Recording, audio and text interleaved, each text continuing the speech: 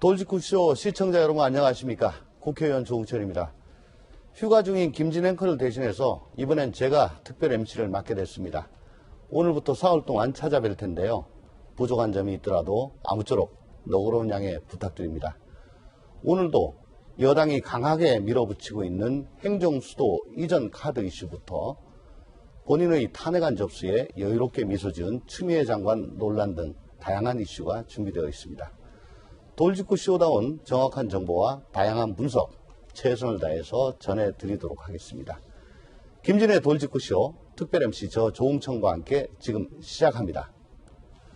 오늘 저와 함께할 패널분들 소개해드리겠습니다. 정혁진 변호사님, 네.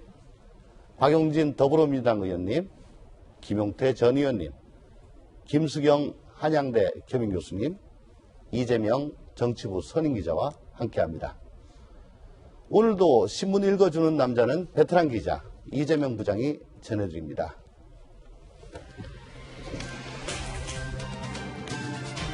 네, 오늘 조간신문에서 어떤 내용을 주요하게 다뤘을까요? 한번 살펴보시죠.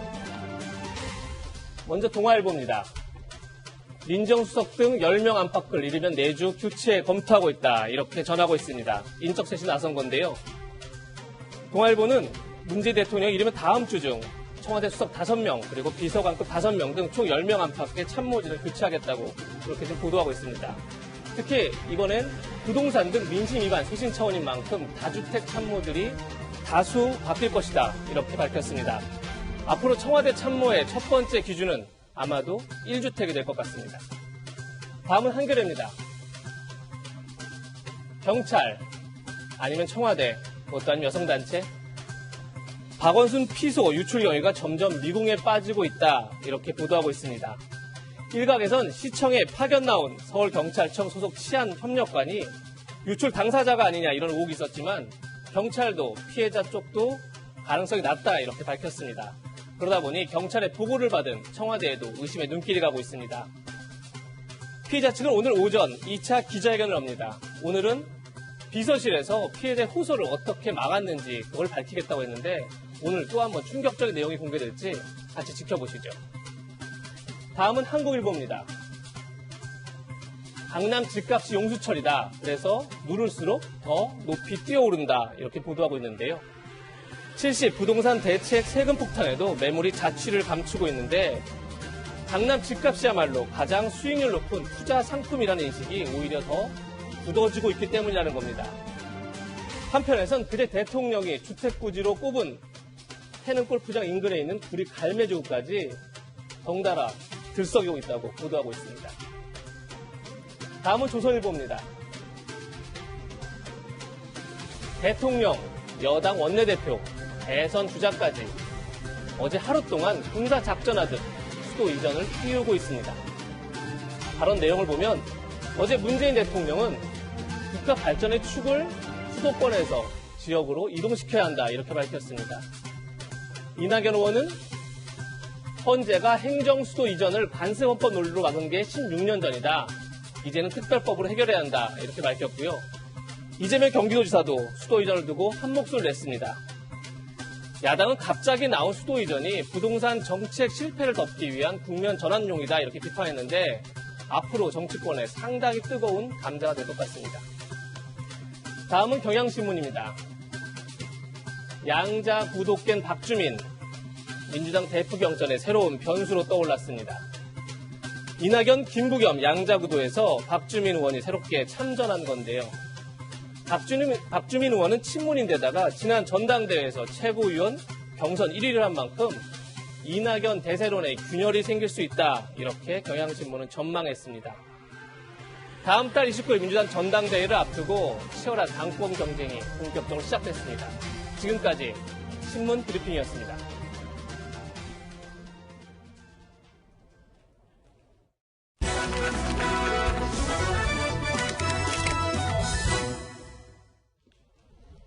김태년 원내대표를 비롯해서 여권 주요 인사들이 일제히 행정수도를 이전해야 한다고 한 목소리를 내고 있습니다.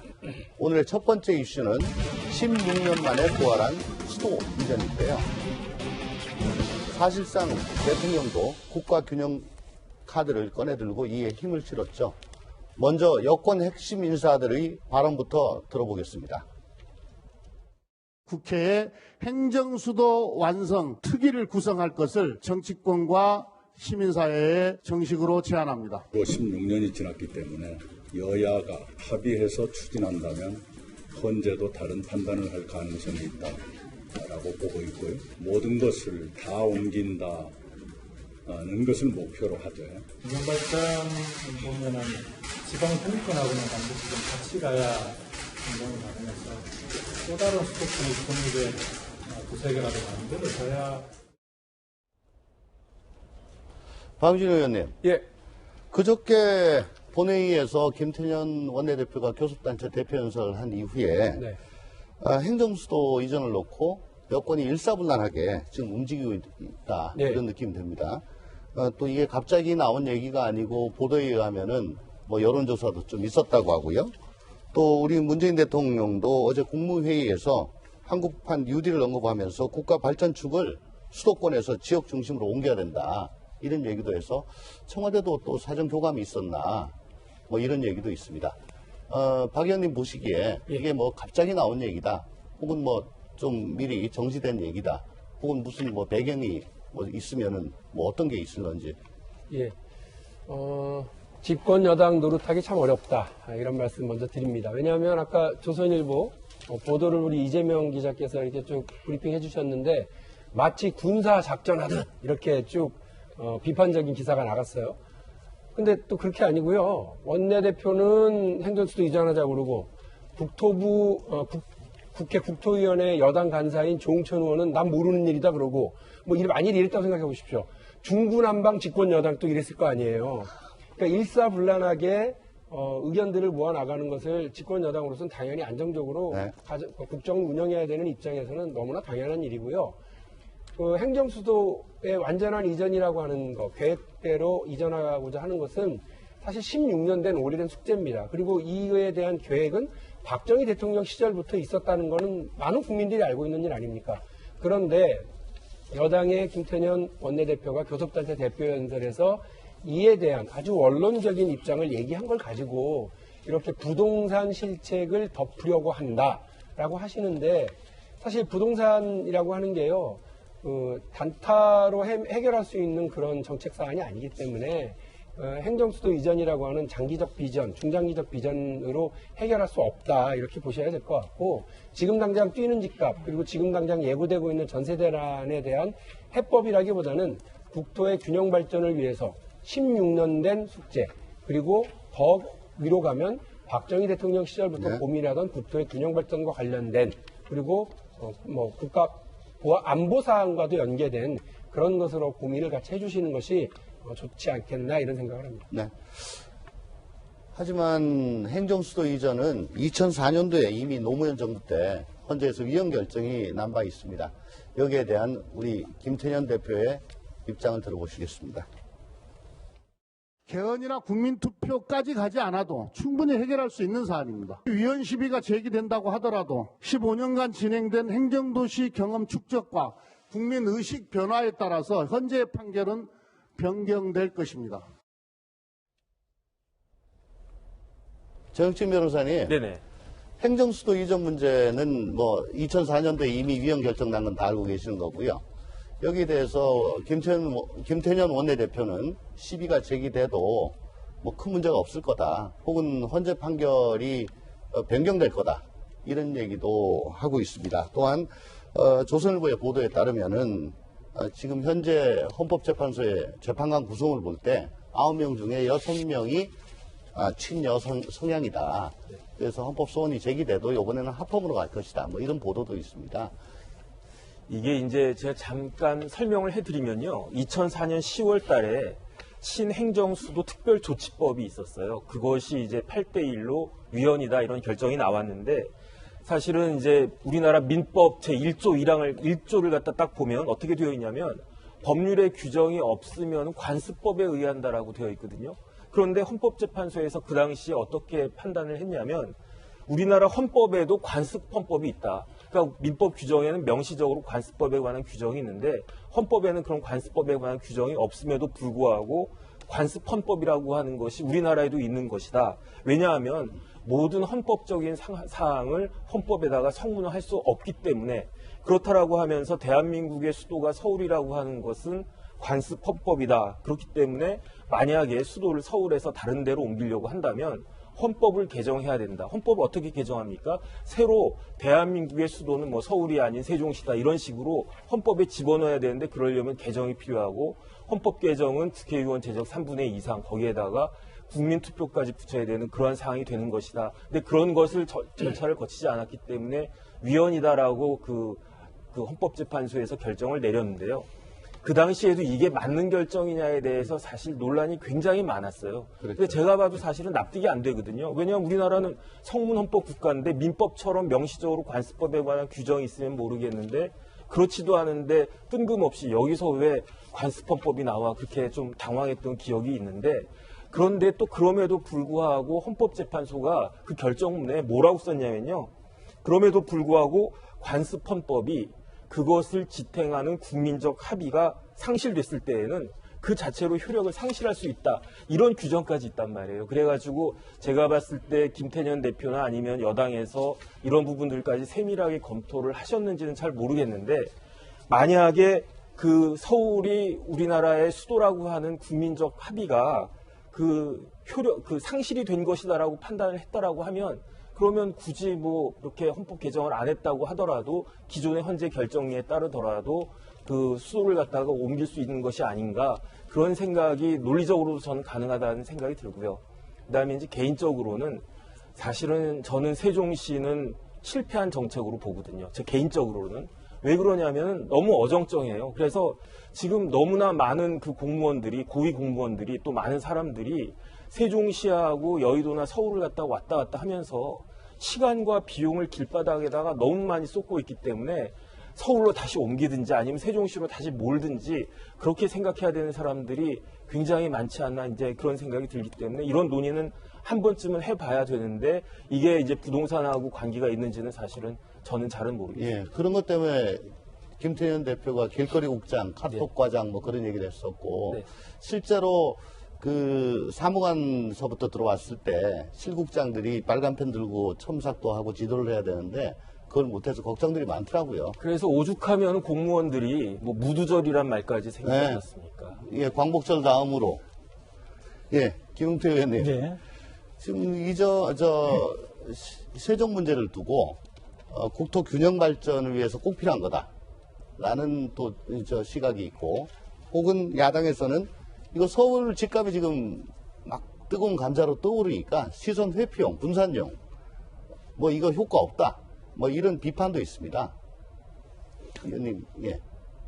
그 수학 시험 빵점 맞아가지고 수학 공부도 열심히 하라고 했더니 나는 운동장 나가서 체육하겠다라고 하는 꼴이에요, 딱. 제가 오히려 오늘 뭐 진행자이시지만 그래도 패널을 계속 하셨고 좀 국토위 간사시니까 우리 옆에 또 우리 박용진 의원은 민주당 의원 소속이니까 혹시 이거 수도 이전 하자고 하는 거 발표하기 전에 미리 다 당내에서 지금 교감이 있었습니까? 저는 앵커입니다. 오늘 질문하는 날. 그래서 저는 왜냐하면 또 하나 묻고 싶은 게 2주 동안 대한민국을 들었다 놨다 아예 그냥 막 이 난장판으로 만들었던 그린벨트 혹시 당내에서 우리 국회의원들, 민주당 국회의원들 다들 알고 계셨나요? 저는 뭐 아까 이게 이 수도 이전을 청와대하고 교감이 있었을 것이다. 근데 교감이 없었어도 이상하고 있었어도 이상할 것 같아요. 왜냐하면 그린벨트 뒤집는 거 보니까 청와대 문재인 대통령은 나는 전혀 몰랐다. 그린벨트에 대해서는. 근데 밑에 당정이 추진하다가 엉망진창 되는 꼴 보니까 도저히 못 봐주겠다고 해도 대통령이 정리했잖아요. 그러니까 대통령은 그린벨트에 대해 전혀 몰랐던 거예요. 그런데 당정이 민심도 모르고 그러니까 세상 돌아가는 실정도 모르는 상황에서 마음대로 그 그린벨트 푼다고 난리치다가 이 논리에도 안 맞고 실정에도 안 맞고 국민 정서에도 안 맞으니까 대통령이 결단 내려서 안 하게 됐다 이 말씀이에요. 저는 수도 이전도 이거 반드시 청와대가 어설프게 그냥 당에서 추진하니까 우리도 옆에 이렇게 지금 지원한다 이런 식으로 할 게 아니고 입장 분명히 밝혀야 될 것 같고요. 또 하나 분명한 그거예요. 이번 이 수도 이전 판은 현재 이 행정도시의 효율성 문제를 떠나서요. 그러니까 부동산 관점에서 본다면 소위 그러니까 판돈을 더 키운 겁니다. 판을 더 키운 겁니다. 이게 지금 이 수도권하고 일부 지금 과열지구에서 공급을 늘리라고 했더니 아예 그냥 그 판을 더 키워가지고 더 하니까 이렇게 되면 어떤 일이 벌어지느냐. 지금 문재인 대통령도 자기 입으로 말씀하셨잖아요.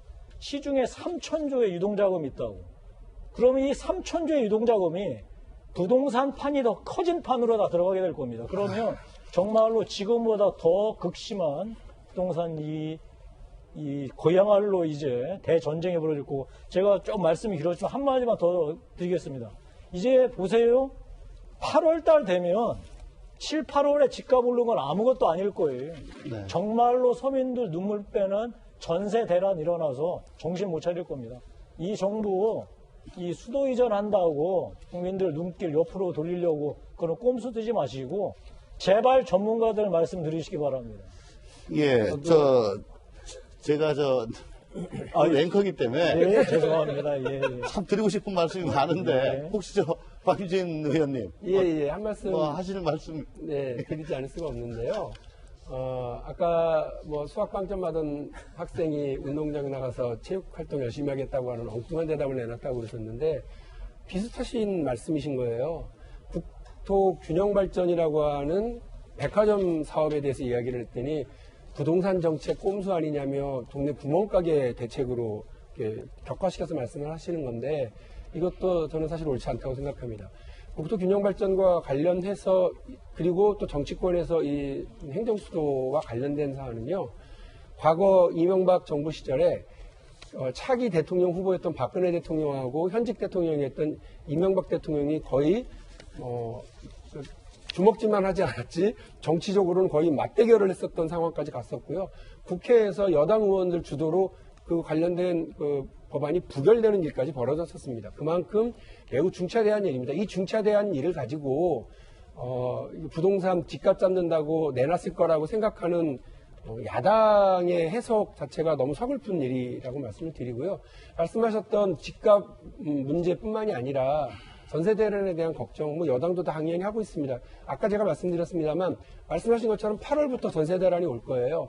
그런데 이게 언제 진행될지는 모르지만 정치권의 합의, 국민적 합의 이런 것들을 통해서 적어도 한 5년 이상의 이런 논의가 필요하고 이전에 대한 그 행동이 필요한 시간이 필요한 행정수도 이전 문제가 이거라고 부동산 정책과 직결될 거다라고 생각하시는 그 생각 자체가 너무 정쟁적이고 대결적인 그 사고 아니냐 이런 생각이 듭니다. 네, 김수경 교수님, 과연 세종으로 행정수도가 옮겨진다고 해도 그러면 국회의원들, 공직자들 다 세종에다가 집을 옮기고 거기서 살아야지 이게 효과가 나올 건데 과연 옮길 거냐? 그 효과가 제대로 안 나올 거라는 그런 비판도 많습니다. 네, 사실 총선이 이제 코로나 전국에 저희가 이제 총선을 치렀잖아요. 그때 엄청난 혼돈과 혼란의 시기였는데도 불구하고 이제 여당이 절대 다수의 의석을 가져간 거는 아무래도 국민들이 이 혼돈의 시기에 정부와 여당이 뭔가 좀 안정시켜 줄 것이라는, 그래서 힘을 실어주자는 어떤 그런 마음 때문에 이렇게 많은 의석을 준 것일 텐데요. 사실 근데 그 이후로 부동산 관련해서 혼돈이 점점 가중되는 형국이라는 생각이 듭니다. 국민의 한 사람으로서. 그리고 정책이 계속 나오고 있고 그린벨트를 푸냐 마냐를 가지고 얘기를 하다가 또 안 푼다고 얘기를 하다가 또 태릉 같은 경우는 예외적으로 푼다는 얘기가 나오고 이제 급기야는 이제 행정수도 이전 얘기까지 나오는데 이런 얘기가 나올 때마다 막 부동산 시장은 그날 막 들썩들썩 하는 거거든요. 이게 어떻게 정해진 것도 아닌 이야기들 때문에 막 부동산이 막 이제 사실 더 요동치게 되는 상황인데 그래서 지금 국민들은 좀 멀미가 나는 것 같아요. 이게 끝없이 정책과 새로운 막 의제들로 막 몰아치는 이 상황이 너무 더 정신이 없다는 생각이 좀 들고요. 물론 지역 균형 발전을 위해서 수도 이전에 대해서 논의를 시작하는 것 의미가 있다고 생각을 합니다. 그리고 뭐 이제 16년 전에 그 현재 판결과 또 그때 지금은 또 많이 상황이 달라져서 다시 한번 얘기해 보자. 저는 그건 의미가 있다고 생각을 하는데요. 사실 부동산이 이렇게 막 강남 부동산, 특히 서울 부동산이 막 오르고 있는 것과 무관하게 정말 지역 균형 발전만을 위해서 이 얘기를 한 거는 아니라고 생각을 합니다. 당연히 그러니까 지금 이 얘기를 했겠죠. 근데 사실 그 노무현 정부 때 추진됐던 행복 도시 이제 이전, 세종시로 이전하는 것들이 보면은 결국 고위공직자들, 공무원들, 일반 공무원들도 다 세종시에 집 한 채, 서울에 집 한 채를 두고 약간 두 집을 왔다 갔다 하면서 살았거든요. 그리고 얼마 전에도 여러 가지 고위공직자들 보시면 다 서울에 한 채, 세종에 한 채 있었고 그런 경우에 하나를 처분해야 됐을 때 서울을 남기고 세종시를 처분하는 그런 우리가 생태들을 우리가 보지 않았습니까? 그래서 이제 근본적인 어떤 정말 지역 균형 발전에 대한 깊은 고민 없이 지금 부동산을 잡겠다고 서울에 지금 몰리는 그런 유동 자금과 그 집값을 내리겠다는 어떤 그러한 이유도 하나로 이러한 행정수도 이전을 얘기를 하고 있다면 저는 그거는 결국 서울과 세종만 집값이 더 오를 것 같고 사실 지역 균형 발전이라는 건 골고루 발전해야 되는데 서울 플러스 세종만 이렇게 집값이 오르고 뭐 발전하는 게 과연 지역 균형 발전에 얼마나 부합하는지는 좀 고민해 봐야 된다고 생각합니다. 통합당은 정부의 부동산 정책을 연일 때리면서 대통령의 사과를 요구했습니다. 그리고 여당이 꺼낸 행정수도 이전은 국면 전환용이다 이렇게 비판했는데요. 주호영 원내대표의 발언 한번 들어보시겠습니다. 집값은 급등하고 대출은 막아놓으니 이생진망이라고 절규하고 있는 것 아니겠습니까? 규제 완화와 공급 확대 정책이 해결책입니다. 무엇이 잘못되었는지조차 모르고 있는 김현미 장관과 경제팀을 조속히 경질하고 대통령이 직접 국민들에게 사과해야 하지 않겠습니까? 저희들은 수도권 집값 상승하니 행정수도 문제로 관심을 돌리려고 꺼낸 주제다. 정신 변호사님, 네네. 이생진망 들어보셨어요? 네네. 이번 생에서 집 사는 거 망했다 뭐 이런 얘기인데요. 네. 행정수도 이전 제한은 국면 전환용일 뿐이다. 네. 이런 주 대표 말씀에 대해서 어떻게 생각하세요? 일단 뭐 주 대표님 말씀은 뭐 그렇다고 치고 저는 다가오는 게 이생진망이라고 한 이야기가 결코 틀린 말이 아닌 것 같다라는 생각이 들어요. 왜냐하면 지난 3년 동안의 서울 집값이 평균 1년에 1억 5천만 원씩 올랐다는 거거든요. 여기 국회의원들 두 분이나 계신데 국회의원 연봉이 한 1억 5천만 원 정도 된다고 제가 들었거든요. 그만큼 안 돼요. 그만큼도 안 돼요? 1억 5천만 원 연봉 받는 사람도 많지 않은데 1억 5천만 원을 저금하는 것은 제가 봤을 때 우리나라에 0.5% 안에 들어야 0.5% 안에 들어도 아마 쉽지 않을 것 같다 그런 생각이 드는데 그런데 지금 가장 국토부의 핵심 현안이 이런 집값 문제가 아니겠습니까? 더군다나 지금 집값이 이런 식으로 더 올라가고 있단 말이에요. 그래가지고 엘리베이터 타면은 사람들이 다 니네 집값 얼마 올랐니 그런 이야기를 갖다가 수근수근 하는데 그럼에도 불구하고 여기에 대한 대책이 사실 별로 없는 것 같아요. 제가 봤을 때 지금 집값이 오르는 거는 공급과 수요 양측의 문제인데 공급은 두 가지 측면이 있거든요. 첫 번째는 건축적인 문제가 있고 두 번째는 경제학적인 문제가 있는 것 같아요. 그런데 많은 경제학자들이 뭐라고 말씀을 갖다 하시냐면 제일 좋은 그 방책은 경제학적인 그 서플라이를 갖다가 늘리는 거다. 그런데 그걸 어떻게 늘리느냐? 양도소득세를 갖다가 거의 낮추고 그리고 난 다음에 그래야지 가수요가 없어지는 건데 이런 부분들에 대한 대책이 없이 아무도 책임을 갖다 지지 않는 것이 참 사람들한테 큰 실망을 주고 있는 것 같습니다. 예. 박 의원님. 예. 이거 뭐 좀 국면 전환용이다, 네. 아니다, 네네. 그렇게 있습니다. 근데 충청권에서는 당연히 좋아하겠죠? 민주당으로서도 뭐 충청권은 원군이다라고 생각하고 이렇게 밀어붙이는 그런 측면이 있지 않을까요? 글쎄요. 근데 이렇게 제가 계속 말씀을 드리는데 정치적인 이득을 놓고 보면 오히려 자기 꾀 자기가 넘어가는 수도 있을 수 있어요. 그러니까 이런 국가적인 어떤 정책 그리고 되게 중요한 사안은요. 정권을 뛰어넘어서 고민을 해야 되고 그리고 사실은 여야를 뛰어넘어서 함께 머리를 맞대야 될 사안이라고 생각을 합니다.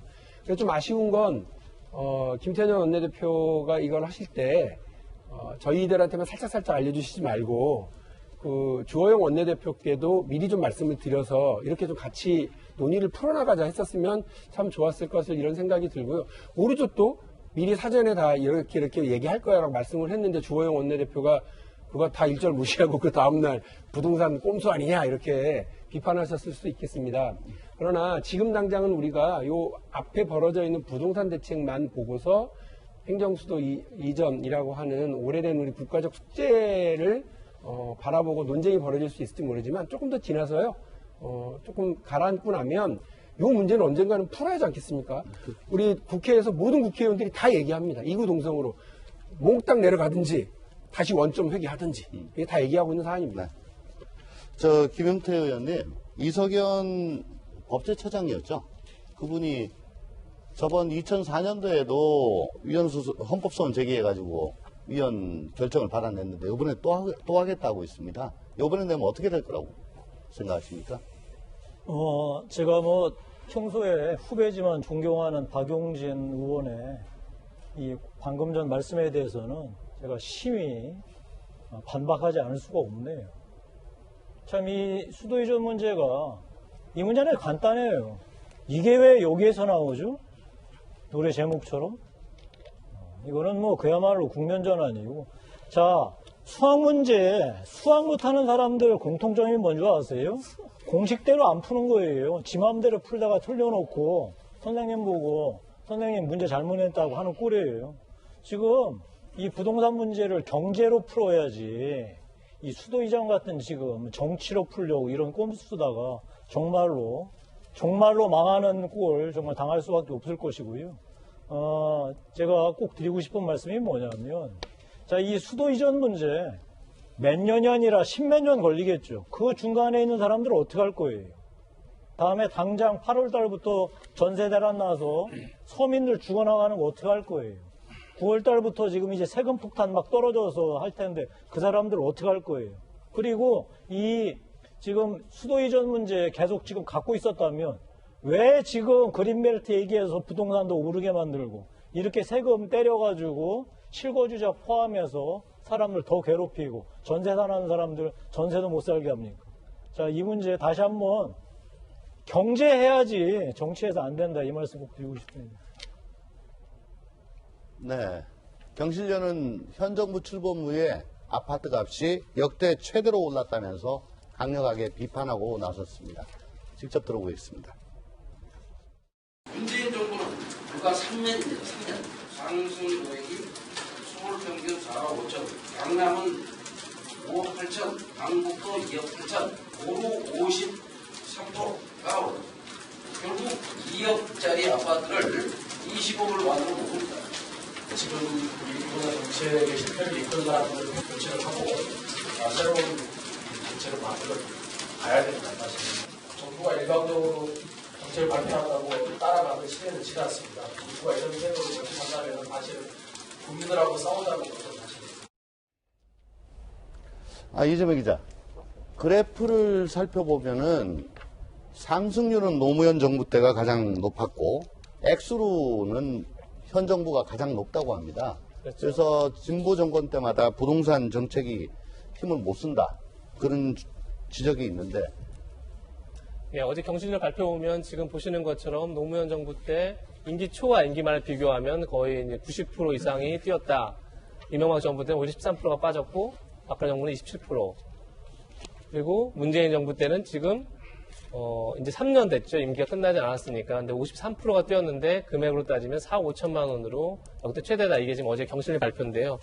글쎄요, 여기 지금 박영진 의원님도 계시고 또 앵커 하시지만 조홍철 의원님도 계시지만 사실 민주당에서 얘기하는 게 있죠. 왜냐하면 그 전에 보수정부에서 부동산을 너무 경기 부양책으로 쓰다 보니까 그래서 돈이 많이 풀렸고 그게 지금 효과가 나타나는 거다. 이렇게 이제 얘기를 하는 거죠. 부동산 정책이라는 게 단기간에 한 번 정책을 냈다고 해서 바로 효과를 내는 게 아니기 때문에 이전 정부 때부터 이제 영향을 받고 있다. 이런 얘기가 충분히 하지만 그런데도 불구하고 왜 노무현 정부, 왜 문재인 정부에서 유독 아파트 값이 이렇게 폭등을 하느냐. 글쎄요, 제가 볼 때는 뭐 제가 경제 전문가는 아니지만 지금까지 이제 노무현 그리고 문재인 정부에서 주로 사용했던 부동산 정책이라는 게 이제 세금을 더 많이 물리고 종합부동산세를 도입해서 이제 세금을 많이 물리게 하고 반면에 이제 공급 대책을 없고 그러다 보니까 오히려 그 세금이 집값에 반영돼서 폭등하는 결과를 낳은 부분이 일정 정도 있어 보입니다, 분명히. 그래서 뭐 지금 이제 공급 대책 얘기가 한참 지금 되고 있죠. 이제 문재인 대통령도 문제의식을 갖고 있고 그래서 뭐 직접 본인이 태릉 골프장 얘기까지 할 정도로 이제 주택 부지를 어떻게 확보하고 어떻게 공급할 것이냐 이게 앞으로 뭐 다음 주에 발표될 거라 이런 이제 기사도 나오던데 조만간 나오겠지만 결국 이제 정책의 균형을 이루지 못했던 것 그리고 한편에서는 세금을 올리면 오히려 집값이 올라가는 그런 정책의 혼선을 바로잡지 못했던 것 이런 것들이 좀 이제 노무현 문재인 정부에서 집값이 많이 올랐던 원인이 아닐까 그렇게 생각됩니다. 제가 여당 국토위 간사이기 때문에 이 문제에 있어서 사실은 좀 당사자적인 그런 입장이 있는데 오늘 말씀 못 드리고 그냥 진행을 하려니까 좀 답답하기도 하고 또 역할도 좀 꼬이는 것 같은데 정말 하시죠, 그래도. 요거 하나는 있습니다. 예, 뭐 하셔야 될 것 같아요. 아니, 국토위 간사 부동산이 얘기하셔야지. 어떤 정책을 내놨다고 해서 그게 그냥 효과가 나오지는 않아요. 방금 이재명 기자 말씀하셨다시피 구들장 효과라고 그렇죠. 해서 예. 그 냉골에다가 아무리 떼봐야 일정 온도 넘어가는 데는 시간이 걸려요. 막 떼도. 그리고 뜨거워 죽겠는데, 미지근하다 했는데 계속 떼면은 쩔쩔 끓어가지고 다 죽습니다. 그렇게 시차가 있다는 말씀만 일단 좀 드리고요. 정진 변호사님. 네네. 근데 사모펀드가 네네. 400억짜리 강남 아파트를 통째로 사들였다. 네. 이런 기사를 봤어요. 네. 이게 정부 규제를 피하기 위해서 꼼수 부리는 거 아니냐. 뭐 이런 지적도 있습니다. 그래서 저도 이게 매매가가 410억이었다고 그러더라고요. 그래서 야, 이거 뭐 꼼수인가 그런 생각을 갖다가 했는데 곰곰이 사실관계를 좀 잘 따져보니까 46세대에 410억이니까 제가 봤을 때 평균 10억이 안 되고 한 9억 정도 한 가구당. 그 다음에 이제 매도인 입장에서 기존에 갖고 있었던 사람 입장에서는 야, 이걸 내가 더 가지고 있을 수가 없겠다. 왜냐하면 그분이 연세도 좀 있으신 분이라고 그러더라고요. 그런데 지금 같은 상황에서 보유세를 감당할 수가 없다. 왜냐하면 부동산은 있지만 현금을 뭐 몇십억씩 내야 될 수도 있으니까 그렇기 때문에 이거를 처분할 수밖에 없는 상황으로 갔던 것 같고 그렇다라고 하면 매수인을 찾아야 되는데 매수인을 저 410억을 내고 저 아파트를 살 수 있는 개인은 제가 봤을 때 한 명도 없을 것 같고요. 회사도 지금 같은 상황에서는 살 수 있는 사람이 없었기 때문에 그렇기 때문에 결국은 매수인은 펀드밖에 될 수가 없을 것 같은데 뭐가 문제냐면 그 펀드를 구성하고 있는 그 펀드에 투자하고 있는 사람이 어떤 몇몇의 개인이다 그러면 이 사람들이 투기를 갖다가 한 것이다라고 볼 수가 있을 텐데 알아보니까 이제 그 펀드에 투자한 사람들도 개인이 아니고 기관이다. 그래서 지금 어쨌든 지금 같은 상황에서 벌어진 하나의 현상이다라고 저는 판단이 됩니다. 네. 김소영 교수님, 이 부동산 논란이 지금 이렇게 커지는 중에 이재명 기사가 기본소득에 해가지고 기본주택이라는 정책을 내놨어요.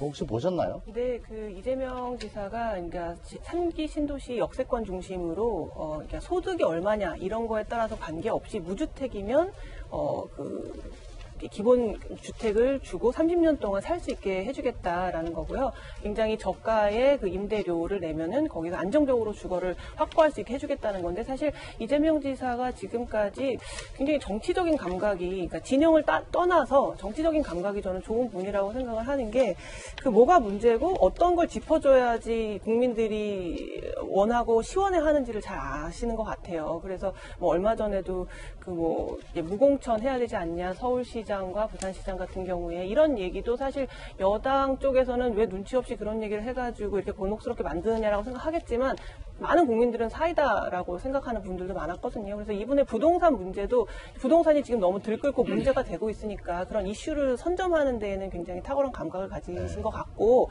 또 이제 저는 좋은 시도라고 봅니다. 어쨌든 경기도에는 이제 서울에 직장을 가지신 분들이 많이 있기 때문에 좀 교통 인프라가 잘 돼 있는 역세권 중심으로 이렇게 기본 주택을 제공하게 되면은 많은 분들이 이 주택 고통 정말 이 이생진망이라고 했나요? 그런 고통을 당하시는 분들이 어느 정도는 그 걱정에서 좀 덜어지는 굉장히 의미 있는 실험이라는 저는 생각이 듭니다. 네. 이번에 저희가 준비한 두 번째 이슈는 바로 공수수사 두 번째 회견입니다.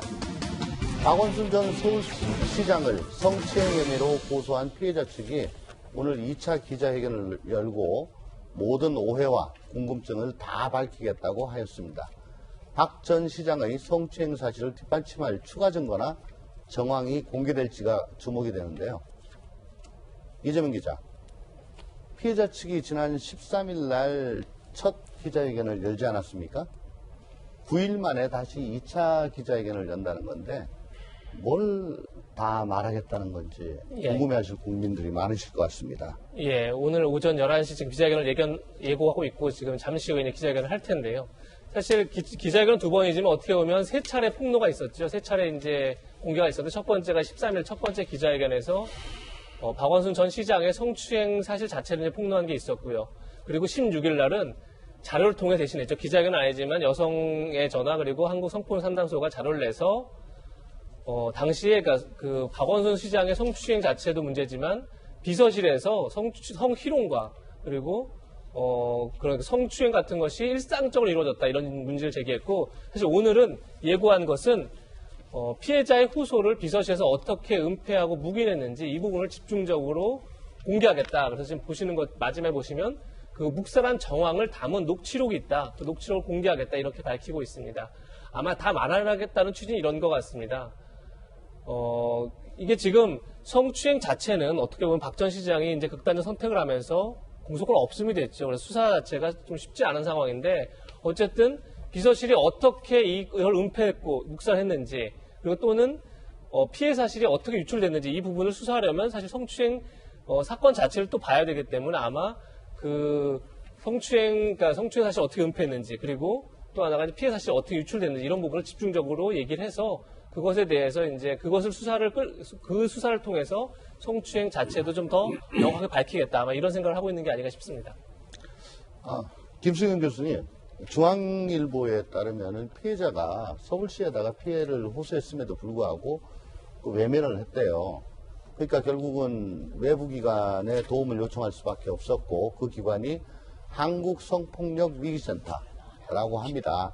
그 센터를 통해서 김재련 변호사를 소개를 받았는데 일각에서는 피해자가 정치적 의도로 김재련 변호사를 찾아갔다 이런 주장이 나오기도 합니다. 피해자의 순수성을 의심하는 것은 2차 가해에 해당하나요? 그렇죠. 사실 이 일이 이제 발생했을 때 성추행이나 성희롱이 발생했을 때 이 일이 커지지 않기를 바라는 건 누구보다 바라는 건 피해자 본인일 겁니다. 사실 만약에 크게 키우기로 했다면은 그 일이 일어난 즉시 뭐 경찰에 가든지 고소를 하든지 했겠죠. 이 피해자는 어떻게든지 자기 선에서 서울시 내부 선에서 이 문제를 해결하고 싶었을 거예요. 그래서 주변에 도움도 요청을 했고 그 자리를 좀 다른 데로 옮겨달라고도 얘기를 했고 근데 그것이 번번이 무산이 되다 보니까 이제 이 NGO를 찾아서 자기의 피해 사실을 얘기했고 그 피해 사실에 대해서 이 NGO 측에서는 아무래도 이러한 성추행 관련 뭐 변론이나 이런 경험이 많은 김재련 변호사를 이제 추천해서 이렇게 이제 사건이 진행이 된 것인데 마치 피해자가 어떤 정치적인 의도를 가지고 뭐 박원순 전 시장을 흠집낸다던가 아니면 뭐 진보 진영 전체에 흠집을 내기 위한 어떤 그러한 정치적인 의도를 가지고 이렇게 한 것이 아니냐라는 이제 의혹들을 제기를 하고 있는 거죠. 그러니까 김재련 변호사 같은 경우에는 이제 박근혜 정부 시절에 이제 여성부에서 고위 공직자로 이제 근무를 한 사실이 있거든요. 그렇다 보니까 아무래도 저 사람이 여권과는 반대되는 진영에서 일했던 사람을 일부러 저렇게 변호사로 구한 것은 어떤 정치적 의도가 있다 이런 식으로 이제 프레임을 몰고 가고 있는 건데 이거 굉장히 잘못된 게 그러니까 결국 메시지가 마음에 안 들면 메신저를 공격하라는 어떤 그런 사실 정치인의 많은 분들이 국민들한테 잘못 학습시킨 거라고 생각해요. 내가 원하는 메시지가 아닐 때 그것을 말한 사람이 어떤 흠이 있는가를 계속해서 뭐 끄집어내고 그렇기 때문에 정치적인 의도가 있고 그 메시지에 잘못이 있다는 식으로 공격하는 거는 대단히 큰 잘못이고 2차 가해가 사실 어떻게 보면 지금 1차 가해보다 더 큰 규모로 발생하고 있다는 생각이 듭니다. 그래서 이 2차 가해에 대해서 혹은 또 서울시 내에서 있었던 그 성추행 방조 혹은 또 뭐 묵인 혹은 문제를 알고 있음에도 전혀 이 문제를 어떻게 해결하려고 하지 않았던 점들 플러스 지금 뭐 네티즌이나 여러 가지 발생하고 있는 이런 가혹한 2차 가해에 대해서도 조목조목 모든 것이 어떻게 조사되고 처벌돼야 된다고 생각합니다. 네. 정혁진 변호사님. 네네. 임수연 젠더특보가 경찰 조사를 받았죠. 그럼에도 불구하고 어떤 경위 통해 가지고 성추행 사실을 전해 들었는지, 결국 그게 이제 누가 수사기밀을 유출했는지 뭐 그런 거하고 연결이 되지 않습니까? 네네. 그게 아직 제대로 밝혀지지 않았는데 대해서 김재련 변호사는 이 사실 유출을 한 게 경찰은 아닐 거다. 네. 그 가능성은 적다. 그러면 경찰이 아니라면 뭐 서울시냐, 네. 아니면 초기에 의혹이 제기됐던 서울시냐, 뭐 혹은 한겨레 보도에 따르면은 여성 단체를 통해서 알았을 가능성까지 제기되고 있습니다. 이게 저는 좀 문제가 될 여지가 많이 있는 것 같아요. 왜냐하면 시작은 이제 고소인 피해자나 아니면 김재련 변호사에서 고소가 시작이 돼서 종착지는 누구냐, 이게 그 임순영 특보 아니겠습니까? 그러면 그 중간에 여러 그 단계들이 있는데 첫 번째로 생각할 수 있는 게 경찰이죠. 왜냐하면 고소장을 접수를 했으니까. 그 다음에 경찰에서 뭐라고 이야기했냐면 청와대에다가 정보 보고를 갖다가 했다. 여기까지는 드러났어요. 그런데 청와대에서 이 사실을 서울시에 내려보냈느냐, 그 다음에 거기에서 더 나아가가지고 여성단체들까지도 그 짧은 시간 내에 다 알 수 있을 만큼 이게 퍼졌느냐. 그런데 이렇게 퍼지게 된다라고 하는 것은 사실은 법적으로 문제가 될 수 있을 것 같거든요. 그 최근에 나온 판례에 의하면, 법원 판결에 의하면요, 용인되는 수준의 정보 보고는 무죄다, 이런 판결이 있어요. 그러니까 제가 봤을 때 경찰에서 청와대에다가 중요한 사건이니까 보고한 거는, 그건 제가 봤을 때에도 용인되는 수준의 정보 보고라고 할 수가 있겠는데, 그런데 만약에 청와대에서 서울시나 무슨 여성단체나 이런 데다가 알려주는 것은 그건 공무상 기밀 누설이 될 수가 있지 않을까 하는 생각이 들고, 그 다음에 또 최근에 어떤 영장 관련된 그 판결이 결정이 나왔거든요. 그 결정에 의하면은 수사 기밀을 다른 사람도 아닌 피의자에게 유출하는 것은 그 효율적인 수사를 방해하고 수사의 공정성을 심하게 훼손하는 것이다. 그런데 이 사건에 있어서 피의자는 누구이겠습니까? 서울시장이잖아요. 그런데 서울시에다가 그런 식으로 알려줬다, 이렇게 이야기하는 것은 지금 법적으로 상당한 문제가 될 수 있는 것이 아닌가 하는 생각이 들어서 좀 명명백백하게 밝혀질 필요가 있지 않나 싶습니다. 박용진 의원님, 네. 김재련 변호사, 예. 요즘 이제 언론에 자주 나오고 있죠. 예. 그분이 SNS에다가 내게 더러운 오물을 퍼붓는 자들 다 헛수고하고 있다. 예. 상당히 좀 자극적으로 네. 그러면서 그 글을 쓰면서 2018년 2월 달하고는 좀 다를 거다. 뭐 그때와 달라졌다. 뭐 이렇게 얘기를 하고 있어요. 이게 어떤 의미일까요? 여러분 아시는 분들 많이 계실 텐데, 그 김재련 변호사가 2018년 2월 당시에 안태근 전 검사장 성추행 의혹을 폭로했던 서지현 검사에 대한 법률 대리인을 맡고 있었습니다. 근데 이때 본인에 대한 SNS를 통한 엄청난 공격이 있었다는 것을 의미하는 거죠. 이때 김재련 변호사가요, 1번이 10억 엔을 이제 내놓고 만들어진 화해치유재단의 이사 경력이 있었는데, 이것을 빌미로 해서 김재련 변호사를 공격을 하는 댓글들이 있었다. SNS 공격이 있었다는 거고요. 근데 이게 약간 좀 놀라워요. 나를 공격하는 몇몇 세력, 주체들이 있고, 공격 주체들에게 누군가를 통해서 공격을 좀 멈춰달라다, 너무 고통스럽다, 나 암 걸렸다가 치료된 지 1년밖에 안 돼서 재발할 수도 있겠다라고 그런 우려를 전달했던 모양이에요. 그런데 그 얘기가 전달되니까 공격이 딱 그쳤다는 거예요.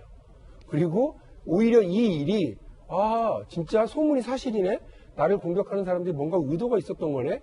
그리고 나에 대한 공격은 다 정치적인 좀 배경이 있나? 이렇게 생각을 했었던 모양인데, 이제 나는 달라졌어. 그런데 나를 공격하는 사람도 똑같네? 지금도 좀 공격을 받고 있는 모양이죠. 이렇게 저렇게. 그러면서 나는 달라졌고, 이제 끝까지 갈 거다. 그때는 서지현 검사의 법률 대리인을 사퇴했었거든요. 지금은 그렇게 하지 않겠다라고 하는 의지를 보인 것으로 보이는데, 우리 사회 여러 사회학자들 그리고 정치 관련 학자들이 제일 우려하는 게 나하고 생각이 다른, 결이 다른 진영, 결이 다른 인물, 그것이 정치인이든 변호사든 사회적인 어떤 전면 인사든 간에 이렇게 공격하는 현상들, 진영 논리에서 공격하는 현상들이 절대 우리 사회에 도움이 되지 않습니다.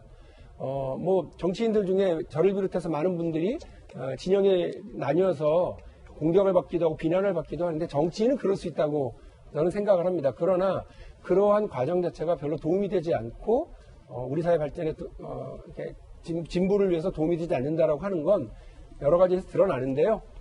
우리 김재련 변호사도 나도 결코 굴하지 않겠다라고 하는 뜻을 밝힌 것으로 읽힙니다. 예.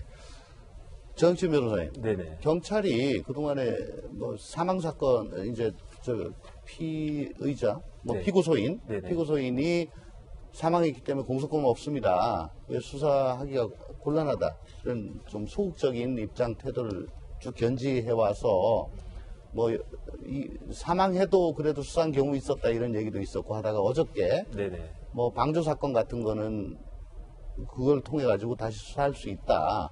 강제 수사도 할 수 있다. 왜 이렇게 경찰이 입장을 좀 선회한 걸로 보입니다. 경찰이 입장을 선회한 겁니까? 그리고 또 만약에 수사를 하게 된다면 그 파장은 어떻게 될 것 같아요?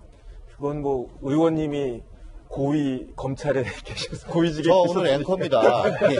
저보다 훨씬 더 잘 아실 텐데 제가 그 의원님 앞에서 이런 말씀 드린 게 좀 그래서 방조범은 종범이라고 그래가지고 정범을 전제를 하잖아요. 그렇기 때문에 그 정범이 없어질 때에는 정범이 이제 사망하거나 해가지고 처벌할 수 없을 때에는 따로 개별적으로 수사하는 것은 굉장히 이례적인 일인데 그럼에도 불구하고 방조범은 그 자체로 독립적인 범죄를 또 구성할 수 있는 거기 때문에 그렇기 때문에 매우 이례적이긴 하지만 경찰이 이 방조범과 관련해가지고 성추행 방조죠. 여기에 대해서 수사를 갖다 하겠다라고 하는 것은 지금 상황에서는 필요한 일이라고 저는 생각이 됩니다.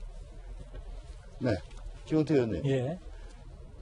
서울경찰청은 지금 서울시청에 대해 가지고 압수수색을 영장 신청하겠다. 서울시경에서 예. 얘기를 한 걸로 그렇게 나왔는데 조선일보에 이해돼 가지고 아니 세상에 우리 압수수색 할래 라고 미리 알려주는 게 어딨냐. 뭐 그러면 그 사이에 다 치우란 얘기냐 이렇게 비판을 했습니다. 이 좀 과한 주장인가요? 어떤가요? 지금 경찰이 보이는 행동은 옛사람들이 말을 잘 준비해 놓으셨습니다. 이 경찰의 행동을 딱 얘기하는 거. 바로 서삼촌 산소 벌초하다 한다. 그런 겁니다. 지금 하기 싫어가지고 억지로 지금 하려고 하는. 저는 제가 경찰한테 꼭 말씀드리고 싶어요. 그러니까 지금 현재 이 박원순 시장 관련 사건은 검경 수사 조정 된 이후 사실상 최초의 국민적 관심이 모인 사건이라고 해도 과언이 아닐 겁니다. 이 경찰청장이나 서울경찰청에 있는 모든 경찰들 역사의 무게를 느껴야 돼요. 이런 사건들 어떠한 외압이나 어떠한 편견, 어떠한 소위 진영 논리에 빠지지 않고 실체적 진실을 밝히고 국민한테 이 무언가 이 경찰이 살아있다. 앞으로 검경 이 수사 조정 이제 됐으니까 이제 검찰보다 경찰이 훨씬 더 국민들 인권을 보호하고 진실을 밝혀낼 수 있다라고 하는 걸 보여줘야지 이게 무언가 경찰들이 살지. 근데 지금 하는 거 보니까 이게 지금 도대체 하기 싫어서 하는 건지 정말 하려고 하는 건지 헷갈려요. 제가 뭐 일일이 하나하나 행태에 대해서 말씀드리지 않겠습니다. 지금 국민들이 경찰이 어떻게 하는지 다 지켜보고 있습니다. 경찰이 이 사건 어영부영 한다면 정말로 검경 수사 조정 괜히 했다. 반드시 되돌려라고 하는 이 역풍을 맞게 될 거라는 점을 분명히 밝혀두는 부분입니다. 이 와중에 국회 청원 게시판에 여가부를 폐지하라 라는 청원이 올라왔습니다. 동의자가 무려 10만 명을 넘겼다고 합니다. 박용진 의원님. 네. 이번에 이 일로 인해 가지고 국회 청원 게시판이 그동안에 있었는지 없었는지 잘 모르고 청원 그러면 청와대 국민청원으로만 알고 계시다가 국회 청원도 이제 있다는 게 좀 많이 알려지게 된 것 같아요. 예. 10만 명씩이나 모였다고 합니다. 또 10만 명이 되면은 뭐 정식 청원으로 된다고 하는데 그러면 이게 앞으로 어떻게 되는 건가요? 이 여가부 폐지에 관한 청원이 국회 청원 게시판에 올라왔다는 것 자체가 사실은 씁쓸한 일이죠. 왜냐하면 이번 그 사건과 관련해서 여성가족부가 자기 역할과 관련해서 제대로 역할을 못했다라고 하는 국민적인 시선을 느끼게 하는 일이기 때문에 그렇습니다. 근데 여성가족부가 늘 그랬느냐 그러면 그러진 않았어요. 그러니까 필요한 때 의견을 내고 적극적인 뭐 조치를 취하려고 했고요. 일부 사건에 대해서는 피해자를 보호하는 조치들도 적극적으로 했었던 바가 있는데 이번에 그렇지 못한 것을 보면서 실망한 국민들이 저렇게 하시는 것 같습니다. 네. 그런데 그러니까 세금 낭비하는 부서, 할 일을 하지 않는 부서, 이런 부서들은 뭐 없애달라고 하는 건데요. 이게 뭐 그 법률적으로 매우 중요한 사안이기 때문에 그냥 뭐 청원을 그냥 간단하게 답할 수는 없고요. 국회에서 그걸 다뤄야죠. 그러나 이렇게 청원이 있다고 해서 국회에서 곧바로 다루거나 이러지는 않을 거고요. 다만 이번 일을 계기로 여성가족부를 비롯한 우리 국가의 여러 기구와 부처들이 자기 역할들을 좀 제대로 하는, 자기 목소리를 제대로 내는 이래야 된다고 봅니다. 예전에 이런 일이 있었어요. 그 노무현 대통령 시절인데요. 인권위원회가 갑자기 왜 인권위가 거기서 나와? 라는 말이 들을 만큼 이라크 파병에 반대한다 이렇게 의견을 내버렸습니다. 그러니까 청와대 참모진이 난리가 났대요. 아니 인권위 지네 일도 아닌데 왜 갑자기 저런 의견을 내? 그리고 그 뭐 인권위에 대한 어마어마한 이제 압박을 가할 준비를 다 끝냈는데 대통령 말 인권위는 그런 일을 하라고 있는데야라고 얘기하면서 그 문제를 무마시켰다는 거 아닙니까? 노무현 대통령이 인권위를 바라보는 시선, 그리고 국민들이 인권위를 바라보는 시선은 권력에 있는 사람들 또 혹은 어떤 그 동료들이나 이런 사람들이 불편해하더라도 자기 역할을 하는 국가기구의 역할을 기대하고 있다는 말씀을 대신 전하겠습니다. 이에 맞서는 여가부 폐지 반대 청와대 국민청원도 올라와 있습니다. 화면으로 잠깐 보시겠습니다.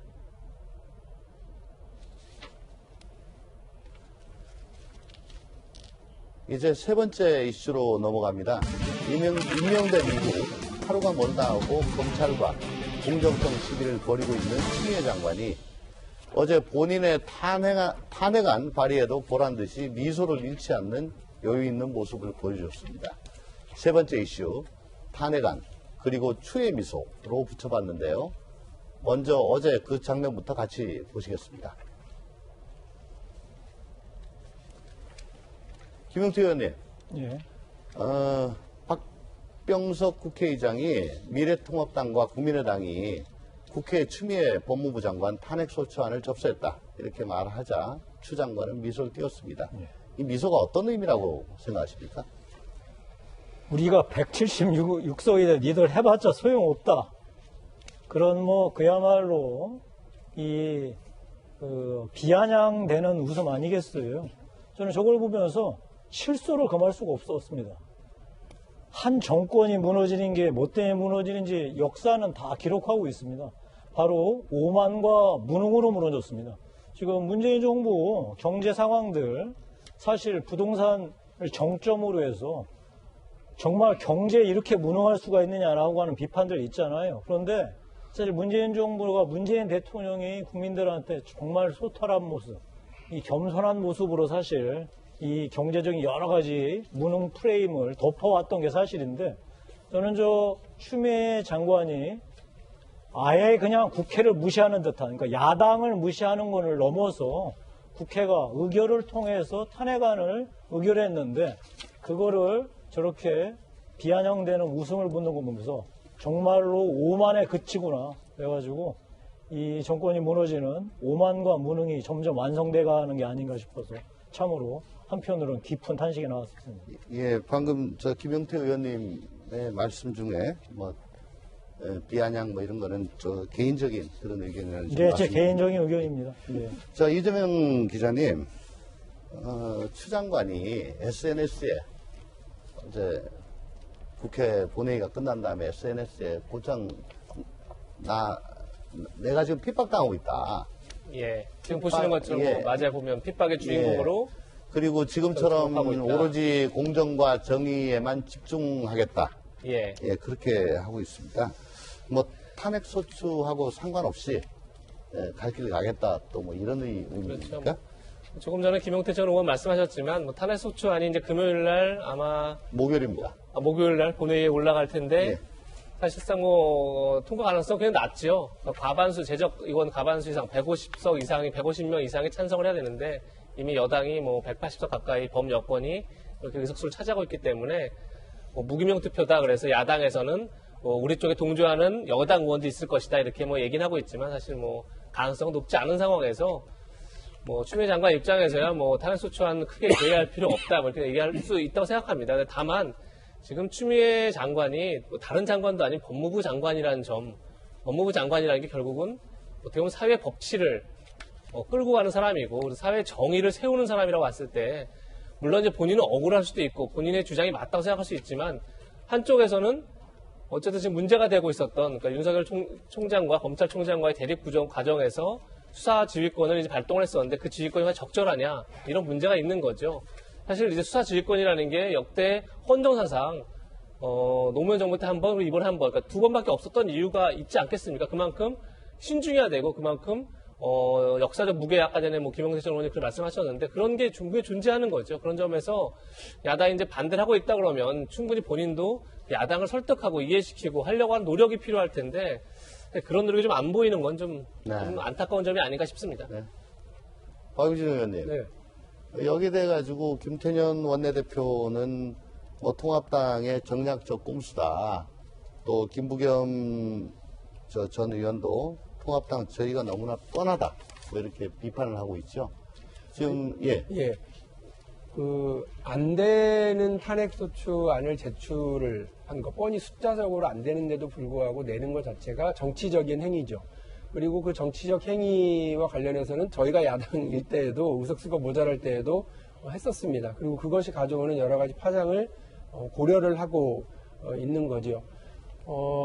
그런데 우리가 좀 이렇게 지켜봐야 될 일은 이 일이 그럼 이후에 어떻게 이제 사태를 이렇게 전개될 거냐. 당연히 저 문제는 이렇게 탄핵안 자체가 이제 부결될 겁니다. 무산되든지 아마 그렇게 될 건데요. 그럼에도 불구하고 법무부 장관이 그러니까 법무부 장관 제가 영어로 말하면 그거 로우 미니스터가 아니라면서요. MOJ. 네. Minister of Justice. 그러니까 저스티스 정의를 정의부 표현하는 장관. 정의부 장관이라는 거 아니겠습니까? 그러니까 이러한 사회 정의를 다뤄야 되는 법무부 장관에 대해서 정쟁적인 고리를 이렇게 거는 건 야당으로서도 이거 잃을 거 별로 없다라고 생각을 하는 것 같고요. 논란의 중심이 윤석열 총장과 관련해서 논란의 중심이 되어 있었던 추미애 장관을 약한 고리로 생각하고 있는 것 아니냐. 그러면 계속해서 이쪽으로 정치적인 부담이 집중될 거고요. 상임위가 열릴 때마다 이런 일이 벌어질 거기 때문에 추미애 장관이 SNS에 쓰신 글을 보니까 불감청이나 고소원 아니겠습니까? 내가 감히 핍박해달라고 말은 못하지만 핍박해줘서 고맙다. 근데 뭐 그렇게 자꾸 정쟁의 논란에 서지 마시고 정치인으로서의 추미애는 논란의 중심에 서시는 게 나쁘지 않습니다. 그러나 대한민국의 정의를 실현해내야 되는, 그래서 여야의 어떤 그 충돌의 지점에 서셔야 되는 분이 아니라 정의를 실현해야 되는 장관으로서의 역할에 보다 집중을 해 주실 거라고 믿고 그렇게 함께 하셨으면 더욱 좋겠다. 그러면 여당이 더욱 힘을 보태드릴 수 있겠다. 우리 국민들도 추미애 장관과 함께 더 든든하게 가겠다. 이런 생각을 해봅니다. 네, 근데 어제 본회의장에서 추 장관은 기자들이 카메라가 뒤에서 찍고 있다는 걸 알고 있습니다. 알고 있음에도 불구하고 그 핸드폰을 들여다봤는데요. 윤석열 검찰총장의 배우자 김건희 씨와 또 장모 최모 씨에 대한 관련한 자료를 보는 모습이 포착됐습니다. 정신 변호사님, 네네. 어제 국회에 간 추 장관 그리고 윤 총장의 부인 장모 이런 자료를 확대해가지고 읽는 모습이 보였는데요. 그 본회의장에서 그런 문서를 본 의도가 뭘까요? 일단은 저렇게 찍히는 거 알고 저렇게 하신 거죠. 제가 국회에 가본 적이 없어가지고 그런데 일단은 뭐 저 찍힐 걸 알고 저렇게 하셨다라고 하면 메시지는 너무 분명한 것 같아요. 내가 총장이 진짜 싫다. 그 이야기를 갖다가 하신 것 같고 그 다음에 근데 이제 대부분의 모든 국민들이 추미애 장관이 이제 검찰총장을 싫어하는 거를 다 아는데 굳이 저렇게까지 또 싫은 티를 갖다가 내실 필요가 있었을까 하는 그런 생각이 들고, 그 다음에 사실은 저는 조금 부적절하다라고 생각이 되는 게 저희 국회 아니겠습니까? 그 다음에 공식적인 장관으로서의 업무를 수행하는 자리인데 저렇게 불필요하게 저희 현안이거나 아니면 지금 답변하거나 뭐 그런 상황이면 모르겠는데 그렇지 않으면은 그냥 딴짓하는 것처럼 저는 보여가지고 이게 별로 그렇게 좋아 보이지는 않습니다. 네. 방금 정혁진 변호사님 추 장관께서 총장 너무 싫다라는 것은 개인적인 네네. 견해로 정리하겠습니다. 근데 제 생각에도 딱 맞는 얘기인 건 저도 개인적인 생각이지만 딱 맞는 얘기인 건 맞습니다. 네. 휴대전화 속 자료가 카메라에 잡힌 내용은 수사하고 무관한 내용인데 입수 경로도 지금 좀 의혹입니다. 윤석열 장모 측은 민간인 사찰 수준이라고 반발하고 있는데요.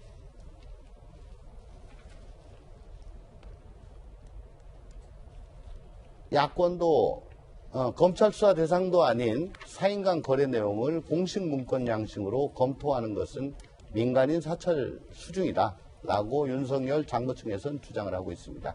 그런데 여기에 대해서 법무부는 해당 문건은 법무부 내부 문건도 아니고 어디서 어떤 경로를 통해 장관에게 전달됐는지 알지 못한다라고 하고 있습니다. 김수영 교수님, 야권도 의도적으로 노출시키려 한 것 아니냐 비판을 하고 있습니다. 추 장관이 본 문서는 법무부 문서에서 사용되는 네모나 동그라미와 같은 기호가 쓰였다. 그래서 법무부 내부 문건 아니냐라는 의혹을 제기한 데 대해서 법무부는 내부 문건 아니다 그러고 있습니다.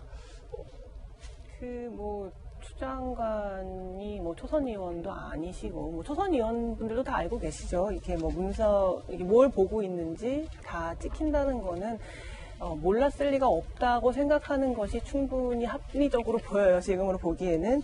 그리고 이제 심지어 이제 문서를 굉장히 확대해서 사실 핸드폰으로 어떤 문서를 보려면 굉장히 깨알 같은 글씨를 볼 수밖에 없는데 그 부분을 굉장히 확대해서 이게 윤석열 총장의 아내 이름도 다 이제 드러나게끔 그래서 어떤 문건을 보고 있는지를 기자들이 다 카메라 기자들이 다 찍을 수 있을 정도로 지금 보여주고 있는 것 같아서 사실 일부러 노출한 거라고 저는 생각합니다. 개인적인 견해지만. 그리고 이제 저게 법무부 문건이냐. 근데 공교롭게도 법무부에서 어떤 문건을 작성할 때 양식과 굉장히 유사한 기호를 사용해서 작성된 걸로 보아 법무부 내부의 누군가가 만든 문건이 아니냐라고 추측하는 것도 합리적으로 보입니다. 다만 이제 법무부 쪽에서는 우리 쪽에서 작성한 문건이 아니고 어떻게 지금 추 장관이 저걸 보고 있는지도 알 수 없다라고 얘기를 했는데 그 부분은 법무부에서 저렇게 해명을 하고 있으니 제가 넘겨짚을 수 있는 부분은 아니라고 생각을 하고요. 사실 행정부의 주요 부처의 수장이고 아까도 말씀하셨듯이 이제 Ministry of Justice라고 해서 정의부인 거잖아요. 법무부가. 그러면 여러 부처 중에서도 어떻게 보면 가장 이제 공정하고 좀 중립적인 입장에서 업무를 수행해야 되는 부처의 이제 수장인 셈인데 좀 저러한 이제 모습은 굉장히 정치적이다라고 볼 수 있을 것 같습니다. 다음 순서는 오늘 핫플 시간입니다. 첫 번째 핫플. 이낙연 의원이 서울, 부산시장을 무공천해야 한다고 주장한 이재명 지사를 공개 비판했습니다. 두 번째 핫플. 이인영 통일부 장관 후보자가 남북 간 물물 교환을 작은 교역을 제시했는데 대북 제재 위반 논란이 불거지고 있습니다. 세 번째 핫플은요. 수돗물 유침 관련 신고가 800건이 넘게 접수되면서 전국적으로 수돗물 공포가 확산되고 있습니다. 이재명 지사 서울시장과 부산시장을 공천하지 말아야 된다라는 발언에 대해서 이낙연 의원이 이건 소모적이다라고 하면서 불편한 심기를 드러냈는데요. 한번 들어보시죠. 공천할 것인지 여부를 결정해야 되는 게 연말쯤 되겠지요. 네. 그걸 몇 개월 끄집어 당겨가지고 미리 싸움부터 하는 것이 왜 필요할까? 다른 일을 먼저 하는 것이 옳지 않을까 생각을 하고요. 기본적으로 그 문제는 집권 여당으로서 어떻게 하는 것이 진정 책임 있는 처사인가, 당내외의 지혜를 모아가는 것이 필요하다고 생각합니다. 박영진 의원님, 네. 내년 4월 보궐선거, 서울 부산시장 보궐선거 있잖아요. 예. 이거 공천해야 된다, 말아야 된다. 네. 이재명 지사가 또 한번 치고 나왔죠. 네. 거기에 대해서 이제 같은 대권 주자인 이낙연 의원이 또 거기에 좀 불편한 심기 드러냈고요. 근데 또 김부겸과 박주민 의원은 뭐 현실을 무시 못한다. 뭐 이런 얘기까지 하고 있습니다. 지금 이 내년 4월 지방선거, 서울시장, 부산시장 공천 관련해서 지금부터 이렇게 왈가왈부하는 거 어떻게 생각하시나요? 같은 여당 의원이 저에게 물어보시니까 안 망하긴 한데. 앵커입니다. 네. 오늘 이렇게 이 시점에서 정부 여당이 내년 4월에 있을 이 보궐선거 문제에 이렇게 벌써부터 왈가왈부하는 것이 적절하냐에 대한 의견이 훨씬 더 많은 것 같습니다. 왜냐하면 국민들 보실 때는 일단 그 더불어민주당 안에 당헌상으로 우리에게 귀책 사유가 있으면 내지 않는 것으로 좀 되어 있다는 걸 다 알고 계시는 상황이고요. 그러나 책임 있는 정당으로서 이렇게 큰 정치적 선거가 걸려 있는데 거기에 또 무대응하는 것이 진짜 책임지는 것이냐라고 하는 논란은 당연히 있을 수 있습니다. 그런데 이걸 누가 지금 사실은 정리하는 것이 맞느냐면 다음 지도부, 그러니까 지금 이제 전당대회가 있으니까 이 전당대회에서 당선된 지도부가 당의 중지도 모으고 여론도 살피고 국민의 의견을 살펴서 매 맞을 일이 있으면 매 맞고 그 당헌 당규 사항을 고쳐서 가는 거고요. 아니면 국민들과 약속이 더 중요하다 생각해서 안 하면 안 하는 겁니다. 그런데 이제 이게 정치적인 이유, 정치인들 몇몇에 의해서 이렇게 쭉 끌려 올라오니까 정말 당황스러운 것 같아요. 이제 당 분위기는. 제 생각도 사실은 이 문제와 관련해서 부산시장 선거 때만 하더라도, 뭐 당원당규 원칙 지키고 국민들과 약속을 지켜야 된다는 거였습니다만, 이제 서울시장 선거까지 같이 걸리게 되니까 이 문제를 단순하게 판단할 수는 없다, 이렇게 생각을 하고 있거든요. 그러나 이거를 누가 결정해야 되느냐? 다음 지도부가 하는 것이 맞다, 이런 생각입니다. 그래서 지금 이렇게 막 논란이 나오는 게, 이제 옆에 지금 김용태 의원님은 준비를 다 하고 계시잖아요. 뭐 부동산도 망쳐, 국민과의 약속도 안 지켜, 이제 이렇게 공격들을 하실 텐데, 여당이 오히려 국민들의 민생 문제에 집중해야 될 시간에 오히려 이런 정치적인 셈법을 고민하는 것처럼 비치는 건 정말 현명하지는 않은 것 같아서 걱정스럽습니다. 네. 한겨레 보도에 따르면 이해찬 대표가 이재명 지사를 향해서 질타했다고 합니다. 김용태 의원님, 이해찬 대표가 이 지사 발언에 대해 가지고 직접적으로 이렇게 반응한 이유가 뭘까요? 뭐 금방 우리 박용진 의원이 다 답변하셨고요.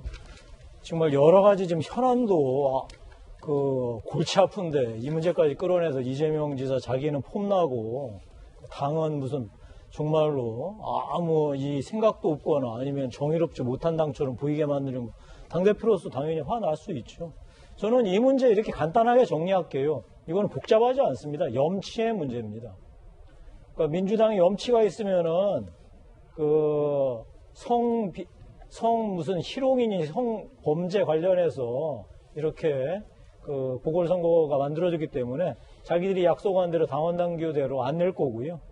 염치 불구하고 내겠다, 그냥 정치가 현실이니까 그러면 내겠죠. 이 문제 갖고서 국민들 앞에서 여러 가지 싸우지 마세요. 국민들 지금 코로나 때문에도 힘들고 부동산 때문에 힘든데 지금 민주당 자기들 염치 있냐 없냐, 염치 불구하고 알 거냐, 이런 얘기를 국민들은 자꾸만 물어보면서 간보시면 되겠습니까? 예, 다음은 두 번째 하플입니다. 이인영 통일부 장관 후보자가 어제 기자회견에서 물물 교환 방식의 작은 교역을 제안했는데요. 어떤 내용인지 한번 들어보시겠습니다. 물물 교환 방식으로 어떤 새로운 상상력으로 뛰어넘어가야 된다. 예를 들면 금강산과 백두산의 물, 대동강의 술, 이런 것과 우리의 쌀, 약품, 이런 것들을 물건 대 물건, 현물 대 현물, 로 서로 교역해보는. 김수경 교수님, 이인영 통일부 장관이 창의적인 남북 교육 방안으로 대동강 맥주와 한국 쌀을 물물 교환하자 이렇게 주장을 했는데 미국의 세컨더리 보이콧 가능성이 높은 상황에서 현실적으로 이게 가능한 거냐 이런 지적이 있습니다. 저도 이제 북한에 관련해서 많은 연구를 진행합니다만 현실적으로 가능한 거냐라는 걸 따지기 시작하면 사실 할 수 있는 게 거의 없습니다. 그러니까 상상력이 매우 필요한 영역 중에 하나라고 생각해요. 북한과 어떻게 관계를 해결할 것인가, 어떻게 관계를 풀 것인가의 문제는. 그래서 사실 이게 현실적으로 얼마나 말이 되느냐는 좀 차치하고 새로운 아이디어들을 계속해서 만들어보고 한번 시도해보려는 노력은 저는 굉장히 높게 평가하는 편이고요. 다만 이제 인도적 지원이라는 건 사실 저렇게 물물 교환하지 않더라도 지금도 가능하거든요. 다만 이제 얼마나 그것이 인도적 목적에 합당한지 혹은 다른 결과, 다른 의도가 있는 것이 아닌지만을 잘 증빙하는 것이 좀 어려운 측면이지만 어쨌든 물물 교환이 아니어도 사실 인도적 그 지원은 가능한 거고요. 이제 문제는 그럼 실제로 저 물물 교환을 할 때 뭐 트럭이 가든 뭐 배가 가든 비행기가 가든 뭐가 가야 되는데 그게 제재에 걸릴 수 있는 거죠. 예전에도 이제 타미플루라는 약품이 갈 뻔했는데 그 트럭이 그걸 싣고 가는 트럭 때문에 이게 제재 위반이냐 아니냐를 놓고서 막 논란이 있다가 결국 무산된 적이 있거든요. 그래서 사실 어떻게 그것이 전달될 것인가가 좀 문제고요. 또 두 번째로는 북한이 과연 이걸 받을 거냐. 북한이 그래 좋은 생각이다. 우리 한번 물물 교환을 해보자라고 과연 북한이 호응할지. 왜냐하면 북한의 입장에서는 지금 당장 돈이 필요한 거거든요. 이런 물자도 물론 물자지만은 그래서 북한이 얼마나 호응할 것인가 그리고 트럭이 정말 뭐 운송선에 갈 수 있는가 이런 생각을 하면 좀 현실적으로 어려운 부분이 분명히 존재합니다만 그럼에도 불구하고 계속해서 이게 말이 되나 싶은 정도의 상상력과 창의적인 아이디어가 계속 나오는 거는 중요하다고 생각합니다. 이주명 기자, 이인영 후보자가 그 박원순 전 서울시장하고 친분이 있어가지고 이 후보자 가족에 대한 특혜로 이어진 것 아니냐 뭐 이런 의혹도 제기되고 있습니다. 무슨 얘기인가요, 그렇죠. 그게? 아들이 그러니까 서울시로부터 용역을 따냈는데 뭐 금액 자체는 뭐 700여만 원 정도 되기 때문에 큰 건 아니었지만 아들이 어떤 디자인 관련해서 서울시 용역을 땄을 때 어떤 입찰 과정 없이 용역을 딴 것 아니냐. 그래서 올 3월이었죠. 서울시 산하의 서울문화재단이 주도했던 청년예술청 개관식 사업에서 어떤 입찰 과정을 거치지 않은 상태에서 디자인 용역을 따냈다. 이게 지금 일단 하나의 의혹이 되는 거고요. 또 하나는 이제 이 후보자의 부인이 소속돼 있는 어떤 하나의 재단이 있는데 그 재단에서 박원순 전 시장이 취임한 이후 2012년부터 올해까지 약 7억 원의 서울시 보조금을 받았다. 이런 이제 두 가지 의혹이 통합당의 의원들이 지금 제기하고 있습니다.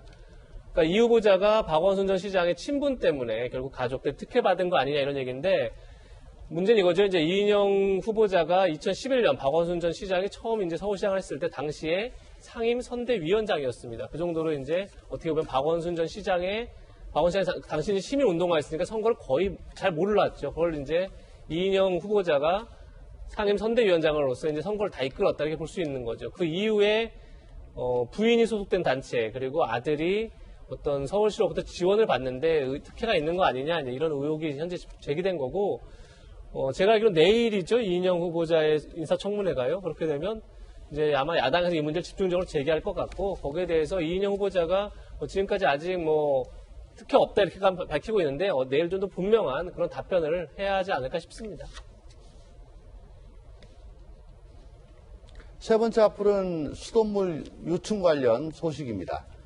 인천에서 시작된 수돗물 유충 민원과 관련해서 환경부가 어저께 정부 재정청사에서 긴급 브리핑을 열었습니다. 한번 들어보시죠.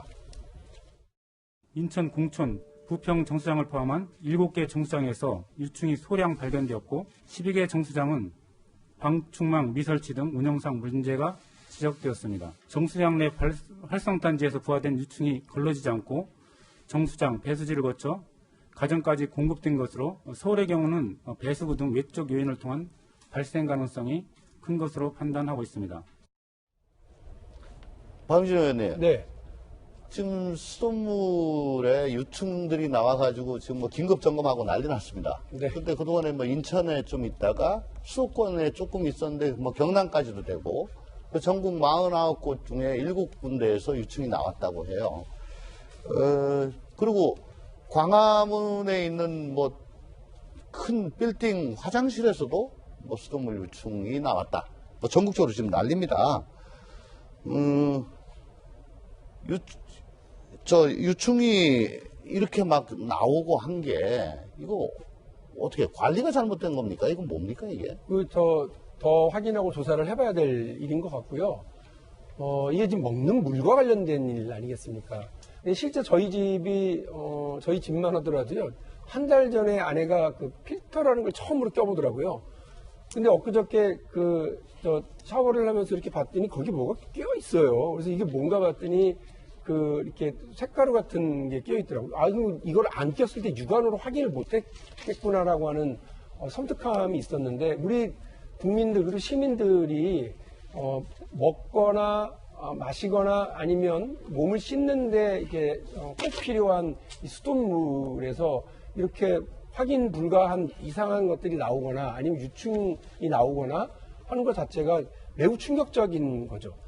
그동안 뭐 안심하고 마실 수 있다 이렇게 계속해서 국가기관이라든지 지자체에서는 안심을 하라 이렇게 얘기를 했었는데, 이번에는 육안으로 확인되는 것들이 계속 발견되고 있고, 그것이 인천에서 처음 시작됐지만 지금 전국 방방곡곡으로 퍼져나가고 있는 상황이라 국민들께서 갖고 있는 이 불안감은 뭐 이만저만이 아닙니다. 어저께 기사긴 합니다만 한 일간지가 일면에 부동산 난리, 먹는 물 난리 이렇게 해서 이게 국민들의 어떤 민심을 비판적으로 전달을 했는데, 이런 문제에 대해서도 빨리 중앙부처가 좀 나서가지고 전국적으로 좀 이 문제를 조율을 하고 사실관계를 파악하고, 그런 뒤에 잘못된 부분들이 있으면 고쳐나가서 국민들이 안심하고 물도 마시고 물을 쓸 수 있도록 하는 것이 기본 아닐까 생각이 됩니다. 이재명 기자, 지금 보면 이게 폐쇄형이라서 뭐 외부에서 곤충들이 들어갈 수 없는 곳이다 라고 그렇죠. 주장하는데도 지금 생겼다고 그래요. 이 관리 부실이 좀 심한 것 같은데요. 뭐 아직 관리 부실이 정확하게 드러나지 않았지만 이제 그 여지가 충분히 있는 거죠. 지금 인천에서 시작됐는데 말씀하신 것처럼 경기 화성, 경남, 김해, 양산, 의령 뭐 이런 데 퍼져나가고 울산도 지금 그렇고요. 굉장히 전국 곳곳에서 지금 문제가 발견되고 있는데, 물론 아직까지 수돗물에서 유충이 나온 것 자체는 인천만이죠. 다른 데는 아직 수돗물을 통해서 유충이 나온 건 확인되지는 않았습니다. 근데 중요한 건 정수장을 가봤더니 말씀하신 것처럼 폐쇄형이어서 전혀 외부에서 어떤 뭐 벌레라든지 뭐가 들어가면 안 되는데, 뭐 일부는 창문이 열려 있기도 하고 여러 가지 문제가 많이 발생된 거죠. 그래서 그만큼 관리가 소홀하는 거 아니냐 이런 문제가 제기되고 있고, 지금 이제 이게 활성탄이라고 해서 수질이 안 좋은 데서는 이제 활성탄을 사용해서 숯 같은 건데 한 번 더 정수 작업을 하는 건데, 문제는 이 활성탄 자체가 굉장히 이제 오랫동안 사용하게 되고 거기에서 벌레가 나온다는 거잖아요. 그래서 이 관리 문제 분명히 좀 짚어야 될 것 같고, 기준 자체를 좀 강화해서 지금 이제 정수장의 기준이 현재 어떻게 되는지 정확히 알 수는 없지만 좀 더 강화해서 수질 관리를 더 꼼꼼히 해야 되지 않나 싶습니다. 작년 겨울이 유난히 따뜻했습니다. 눈도 거의 오지 않았고, 또 겨울에 축제들 다 무산됐잖아요. 그래서 곤충들이 아마 생존율이 더 높아지고, 그래서 지금 이게 문제가 더 심각해지지 않나 그런 생각을 하게 됩니다. 자, 오늘 하필까지 알아봤습니다. 다음 날씨 알아보겠습니다. 오늘은 1년 중 가장 덥다는 절기입니다. 대서지만 장맛비가 내리면서 일부 지역은 더위가 쉬어간다고 합니다. 자세한 날씨는 기상캐스터 연결해서 알아보겠습니다. 허이원 캐스터, 오늘 비가 온다고요? 네, 절기상 대서인 오늘 전국 곳곳에 장맛비가 이어지고 있습니다. 현재 제가 나와 있는 이곳 청계천에도 다소 굵은 빗줄기가 이어지면서 침수 피해 위협으로 인해 출입로가 통제된 상태인데요. 특히 일부 중부와 경북을 중심으로 호우특보가 내려져 있는 가운데 이들 지역으로는 국지적으로 많은 양의 비가 집중되고 있습니다. 오늘 중부에 내리는 비는 오후면 대부분 그치겠지만 남부지방은 종일 장맛비가 이어질 전망입니다.